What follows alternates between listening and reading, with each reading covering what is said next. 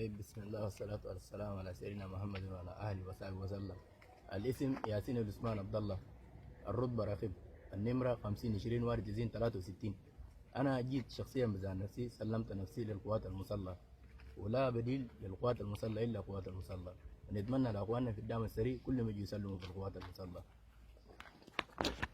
بسم الله الرحمن الرحيم. الاسم علي بركة مكاي. صوت. الاسم علي بركة مكاي.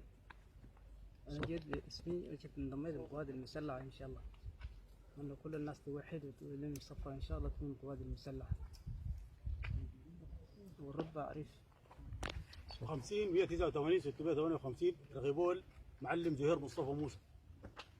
قوات الدعوة السريعة جيت انضميت للقوات المسلحة، وما في عوجة إن شاء الله، والناس كلها إن شاء الله يجوا تتابع الدعم السريع يجي ينضم للقوات المسلحة، وهي القوات المسلحة. بسم الله الرحمن الرحيم. ابراهيم محمد حسن مرزوق، مسجد صفة 13 تابع للفتاشة. قبل يوم انا اشتغلت في القوات المسلحة طبعا في حرس الحدود 14 سنة وتزين يوم بعد ذاك نزلت 2019 في اندماج بتاع حرس الحدود لقوات دعم السريع. جابونا فتاشة، قال لنا اي زول ما داري شغل، احنا ما قلنا ما داري شغل، رجعنا حطوا لنا معاش شهري كمان 15000 كده. وانما قالوا في عقد الخدمة في 2013 في شهر 2 الفات جيت فتاش، انا شخصيا قلت نرجع للدعم السريع. قالوا انت قبل يوم نزلت اخذت حقوقك وادوك كل طرف ثاني، ما عندك معانا حاجه، لكن الدار تخش المسجد دفعه 13 تخش.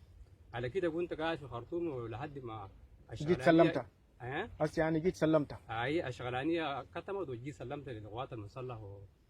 زي ما بيقولوا طبعا القوات المسلحه ما في بديل له، طبعا القوات المسلحه هو الوحيد اللي اي زول بلقى نفسه في رعايه القوات المسلحه، دي حاجه مؤكده يعني. اي زول بعرف الما يعرف يعرف. بسم الله الرحمن الرحيم. وكيل عريف عوض حامد علي حامد، تابع القاعدة الكرري. الخدمة السابقة كنت في الشرطة الأمنية، خدمة 6 سنة، طلعت دورات خارج السودان، وجيت انضميت هنا للقوات المسلحة. ونرجو أخواننا في الدعم السريع كلهم ينضموا للقوات المسلحة.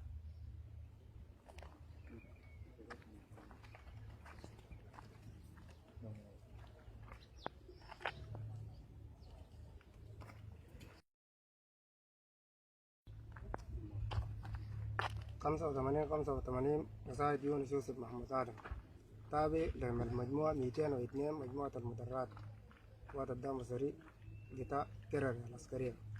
أنا جيت بنفسي، سلمت نفسي لقوات